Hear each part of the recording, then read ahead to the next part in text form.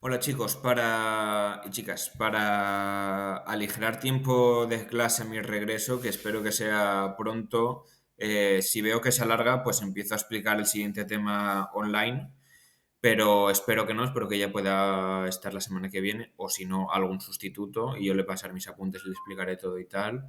Pero para ahorrar un poquito de tiempo, aunque os entregaré los exámenes, los podréis revisar, me podréis decir lo que sea, podemos hacer lo que queráis. He pensado que para aligerar un poco y ahorrar tiempo los explico por aquí y así quien tenga dudas pues puede saber un poquito en qué ha fallado, qué había que hacer y también vemos un poquito más cómo enfrentarse a los textos. Entonces, corregiré el examen del segundo A, que es el que tengo aquí, lo tengo aquí explicado, y luego el del segundo B también lo explicaremos. Este texto igual le suena más a los del segundo A, que lo trabajaron también en clase. Y así que nada, lo explico y también cualquier duda me podéis preguntar que no he recibido ningún tipo de feedback por los vídeos, pero bueno, también es que son vídeos que aburren a un muerto. En fin, documentos uno y 2 del examen del segundo A. ¿Cuáles eran? Bueno, núcleo temático está claro, de hecho núcleo temático es que hasta lo quito porque ya no entrará para el selectivo y a mí me parecía una tontería, o sea que lo quito. Pero bueno, dentro del contexto ya decimos más o menos dónde se marca. Documentos uno y 2. ¿Cuál es la idea principal del documento uno? Pues es el manifiesto de Manzanares, escrito por O'Donnell escrito por Cánovas del Castillo y en el pronunciamiento dirigido por O'Donnell, en el que buscan un cambio y una reforma del Estado manteniendo el trono, porque no funcionaba como ellos consideraban. Entonces las ideas, aquí todas las ideas son principales, porque todas las tenemos ahí. Conservación del trono, es decir, no querían quitar a María Cristina. Sin camarilla, y explicamos qué es la camarilla que lo deshonre y podemos hablar de la... Bueno, esto podría ser más idea secundaria. Podemos hablar de la vida de Isabel II. Pero lo principal es que quieren conservar el trono, pero sin la camarilla y la corrupción asociada a ella, cambiar la ley electoral, es decir, ampliar el sufragio, que era muy limitado, cambiar la ley de imprenta, es decir, que haya más libertad de prensa y acabar con las fianzas de las publicaciones políticas, rebaja de los impuestos, es decir, quitar los impuestos indirectos que se habían introducido en la reforma de Hacienda, la independencia local, es decir, cambiar la ley de ayuntamientos, donde los ayuntamientos no eran elegidos de manera autónoma por cada localidad, sino que los elegía el poder, y la milicia nacional como base de todo eso, que se había disuelto en favor de una Guardia Civil más afín al gobierno. Entonces, simplemente es decir las ideas que están en rojito y explicarlas. No me podéis decir simplemente rebaja de los impuestos fundada en una estricta economía. No, rebaja de los impuestos por estar en contra de los impuestos indirectos introducidos en la reforma de Hacienda. Es decir, son unas pocas palabras más y lo que hacéis entonces no es solo explicar, sino analizar, ¿vale? Entonces, más o menos la mitad de la importancia es identificar esas ideas que en general lo habéis hecho bien y luego explicarlas, ¿vale? Entonces vais ahí, subrayáis lo importante, me lo mencionáis y me lo explicáis. Electoral por el sufragio, imprenta por las fianzas, impuestos por la de Hacienda, independencia local, ayuntamientos, milicia, guardia civil, ¿vale? Y camarilla lo explicáis en dos frases y ya está. En dos frases, no, en dos palabras. Y el documento 2 tiene menos ideas. Simplemente es que como Isabel II llama a Espartero para, en el contexto de crisis, mantener el trono debido a su carisma. Y entonces, pues lo podemos explicar de las revueltas que hubo con barricadas, debido a la especulación que había, debido a la poca popularidad de María Cristina y de Isabel II. También podemos hablar del contexto revolucionario, porque 1854 entra hecho dentro del proceso revolucionario que hay en Europa en el 48, pero bueno, eso tampoco es 100% necesario. La cuestión es cómo Espartero, junto con O'Donnell, inician un nuevo periodo progresista, aunque O'Donnell sea moderado, ya que Isabel II le llama por temor a que la revolución sea mayor y la quiten del trono. Y entonces, pues, ¿qué hacen aquí los moderados? había un monopolio del poder de los moderados, pero incluso un moderado como O'Donnell decide dar un pronunciamiento porque antes que lo den los progresistas, antes de que haya una revolución, prefieren ellos cambiar las cosas. Y eso es lo que sucede, ¿vale? Entonces la idea principal es esa que hemos comentado. Y el contexto, aquí el contexto es un poco más problemático porque ya hemos explicado casi todo en las ideas principales del documento 1. Entonces, el contexto, podemos decir, ya hemos explicado las principales cuestiones al analizar el documento 1, enmarcamos este documento en el gobierno de Isabel II, concretamente en el final del primer periodo de la década moderada, que finaliza por la corrupción y el monopolio del poder de los moderados. A su fin dará lugar al bienio progresista, donde serán 2 años que acabarán con una disputa entre O'Donnell y Espartero y dará pie pues, a una última etapa donde los moderados y los unionistas serán los que monopolicen el poder en el reinado de Isabel II. Y ya está, ¿vale? O sea, lo principal es ser muy concreto, pero es que aquí ya lo hemos explicado todo, todas las leyes. Es que prácticamente en la década moderada yo iba explicando las leyes que son las que están aquí, la ley electoral, la ley de imprenta, la rebaja de impuestos. Solo falta la Constitución prácticamente y el concordato. Pasamos a los conceptos. Uy, me ha salido un poco raro. No voy a cortar nada. Pronunciamiento, pues es que son 2 conceptos que teníais bien explicados en los apuntes. Alzamientos militares, eso es fundamental, que muchos me habéis dicho, la gente se rebela, no, son militares que buscan el apoyo de grupos civiles. Esa es la clave, militares con el apoyo de grupos civiles. Declaración pública a favor de un cambio político, pues constitución, cambiar de gobierno, declaración de rey, acompañado de un manifiesto, si esperaba que no hubiera que usar la violencia, es decir, no era violento per se, pero podía darse la circunstancia de que hubiese violencia y si lo conseguían bien y si no, al exilio, si podían, si no. Ejemplos, pues tenemos mucho. Riego en el 20, Espartero en el 40. Podemos decir, el primero es Riego en el 20 y también tenemos, acabamos de analizar el documento del pronunciamiento de O'Donnell en 1854. Es decir, dadme algún ejemplillo. De algunas cosas es más difícil, pero es que aquí sabéis un ejemplo. Entonces eso siempre viene bien. Y sociedades patrióticas, pues hay que explicarlo. Esto es lo principal, es decir, que son grupos políticos que protagonizan reuniones de liberales en lugares públicos, como cafés, clamaban a favor de la libertad y de los líderes liberales, también podemos decir líderes y generales, porque claro, Espartero, ¿qué era? Militar. Riego, ¿qué era? O'Donnell, ¿qué era? Todos vienen del ejército. Y esto es lo que os ha faltado a casi todos. Surgieron en el trienio liberal. Hay que contextualizar las cosas. ¿Esto cuándo surge? En el reinado de Isabel II, en el trienio liberal, pues surgen en un contexto, en el trienio liberal, en el que tenía mucho sentido y era posible, porque era una época de intensos debates, auge de libertades, de publicaciones. Era la primera etapa liberal de España en 1820, porque el otro era en un contexto de guerra donde en realidad gobernaba José Bonaparte. ¿Vale? Los conceptos aquí están explicados. Y luego, gobiernos progresistas, hay 3. Hay 3 y uno de... Bueno, hay 3, los 3 importantes, vamos a decir. De muy corto, podemos hacer plantear la situación de encontramos 3 gobiernos progresistas de muy corta duración, entre el 33 y el 56, incluso, aunque la pregunta era del 66, podéis decir, ampliarlo, es decir, en el 68, lo que explica el monopolio del poder que tenían los moderados afines a María Cristina e Isabel. Primera etapa. Encontramos una primera etapa producida por las movilizaciones contra el Estatuto Real de María Cristina, que buscaban un liberalismo real y el Estatuto Real era muy, muy limitado.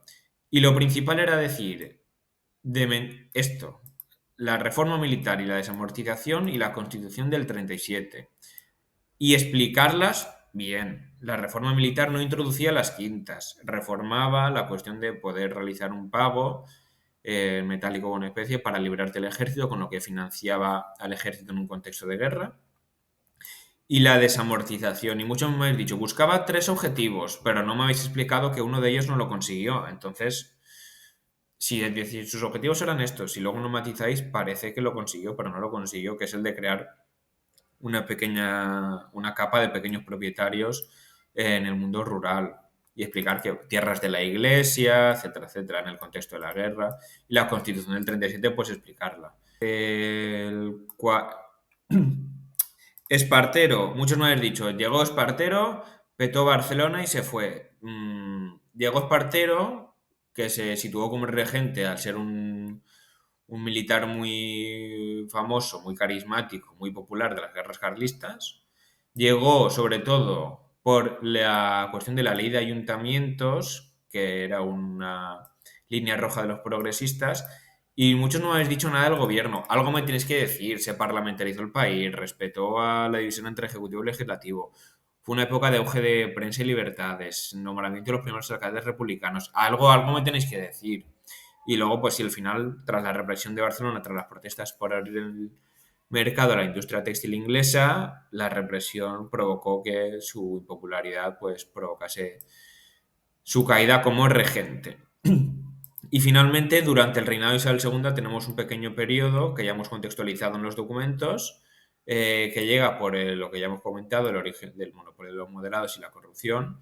Y aquí tenemos tres cosas importantes. La Constitución del 56, la non nata, la desamortización de Madoz, que hay que explicar un poco, ya no son tierras de la Iglesia, ahora son tierras comunales, tierras municipales, la ley de ferrocarriles, que buscaba crear una red radial que conectase a toda España a través de Madrid en un contexto de revolución industrial, nos acercamos ya a la segunda revolución industrial, pues estas cosas, ¿vale? Algunos os habéis dejado directamente un periodo, o algunos habéis pasado por estas dos cosas de suma importancia muy rapidillo, algunos no os ha dado tiempo y de aquí no me habéis comentado nada, y la desamortización de Madoz es importante, ¿vale? Bueno, pues explicado, ya os podéis ir y cortar el vídeo. Parcial número 2, Historia de España del segundo B. Vamos a los documentos. A ver, es un texto de naturaleza social porque no está diciendo, o sea, lo que analiza aquí en esta fuente secundaria Josep Fontana es el conflicto social que hubo en la guerra carlista. Es decir, aquí yo he encontrado tres ideas principales, que son las que están cada una en un colorcito. Muchos más o menos la habéis identificado, pero luego no las habéis explicado y me habéis hablado de otras cosas que me ha dado un poco de rabia porque es que las habéis situado bien. La primera todo el mundo la habéis visto, la liquidación del antiguo régimen mediante una alianza entre la burguesía liberal y la aristocracia latifundista, con la monarquía como árbitro sin proceso de revolución campesina. Es decir, ¿quién apoya la destrucción del antiguo régimen y la revolución liberal? La burguesía y la aristocracia latifundista, es decir, la alta nobleza. Y entonces eso hay que explicarlo. Esa es la primera idea y la explicamos. ¿Por qué? Porque el cambio de régimen de una propiedad vinculada a una propiedad privada les beneficiaba y podían crecer económicamente y aumentar sus rentas. ¿Vale? O sea, el interés de la alta nobleza y de la burguesía en destruir el antiguo régimen es evidente. Pues lo decimos eso y lo explicamos. ¿Cuáles eran los intereses de de los campesinos? Pues no eran el régimen señorial, pero era menos la destrucción del régimen señorial. ¿Por qué? Porque eso provocaba el aumento de los impuestos, que lo tenemos ahí, el aumento de los arrendamientos, que no sé si menciono por ahí. Eh, bueno, no lo menciona, pero bueno, entonces lo explicamos. Los intereses del campesino fueron sacrificados ya que estaban perjudicados al tener que pagar más impuestos, porque suben los arrendamientos, es decir, si ahora la propiedad es privada, cambia la relación de vasallaje, pasa a ser una relación de propietario asalariado, o sea, de propietario y de asalariado, de manera que le pueden poner el precio que quieran, le pueden pagar lo que quieran, la situación cambia, suben los arrendamientos de las tierras que querían alquilar, no pueden usar las tierras comunales porque también pasan a ser vendidas al mejor postor en el contexto de la desamortización de Mendizábal. Uy, he cambiado algo. Entonces eso, simplemente explicar por qué la burguesía y la alta aristocracia y nobleza quiere la revolución y por qué los campesinos no.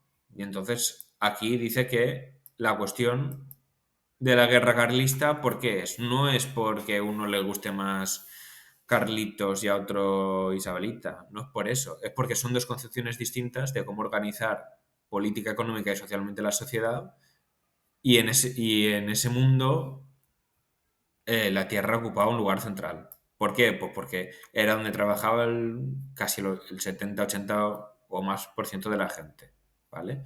Entonces, esas son las tres ideas. Es decir, es un análisis social de la guerra carlista. ¿Por qué unos apoyaban a uno y otro a otro?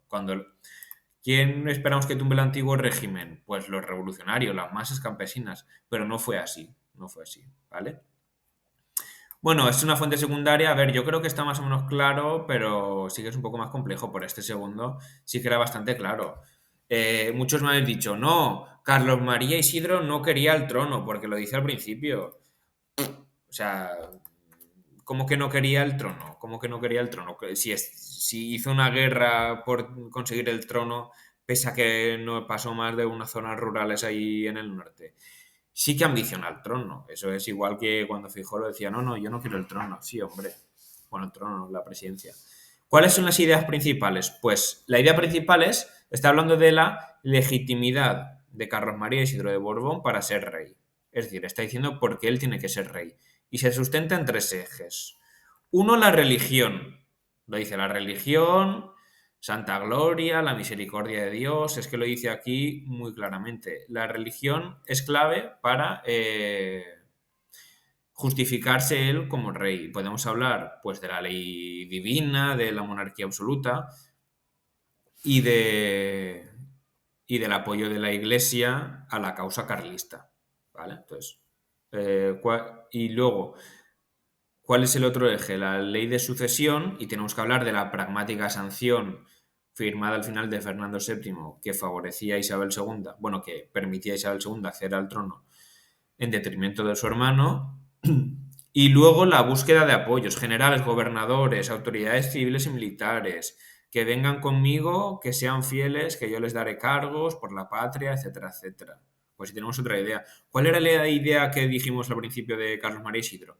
Realizar un golpe de Estado, pero el ejército ya estaba purgado de ultrarrealistas, ya no tenía el apoyo de la mayoría de la población, España estaba dividida.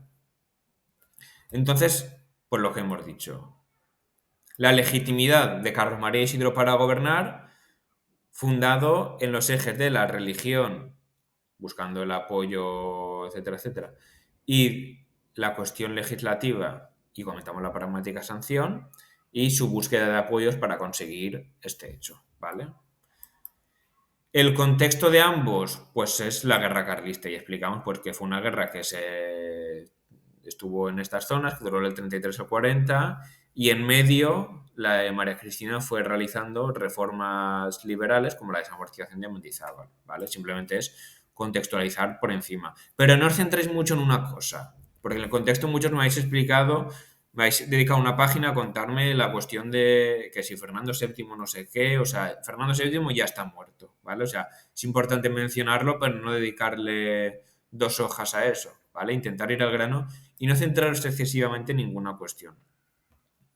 Los conceptos, pues pronunciamiento, ya lo he explicado antes, alzamientos militares que buscaban el apoyo de grupos civiles, no al revés. Bueno, esto es fácil y ya lo he explicado, podéis subir ahí arriba el vídeo y lo veréis.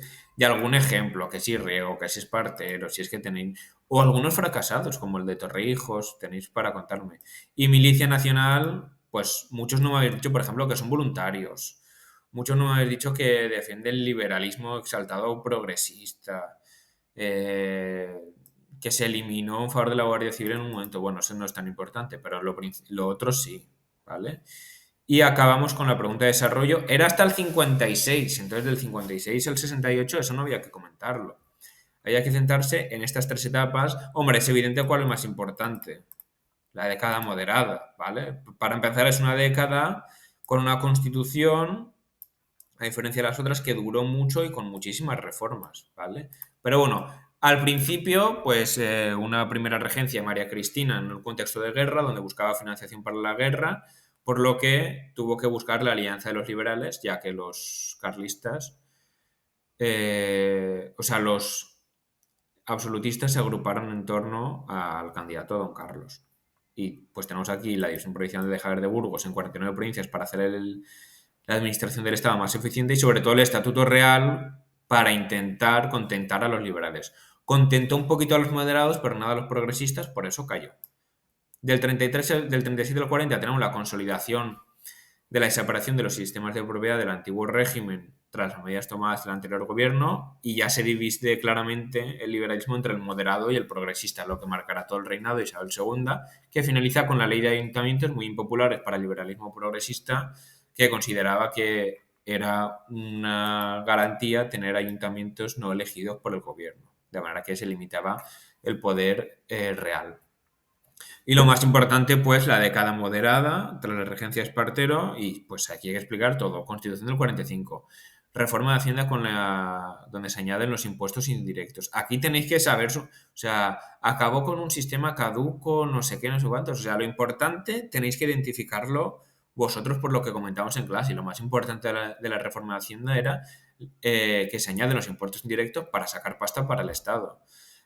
Uy, la Guardia Civil y la eliminación de la Milicia Nacional, sospechosa de favorecer a los liberales progresistas, la ley de ayuntamientos, muy conflictiva, bla, bla, bla, la imprenta, que era lo más importante de aquí, pues que no había censura, pero sí que había la obligación de pagar una fianza para cualquier publicación política que se quería eliminar, el concordato, donde se restablecen las relaciones con la Iglesia, la cuestión de la vida de Isabel II y su casamiento, y lo que provocó la Segunda Guerra Carlista, ¿vale? Pues comentar lo principal y luego la oposición final, que había tanto monopolio de poder de los moderados y tanta corrupción que fueron los propios moderados, como Cánovas del Castillo y O'Donnell, los que produjeron la caída del gobierno de los moderados y la llegada de los progresistas.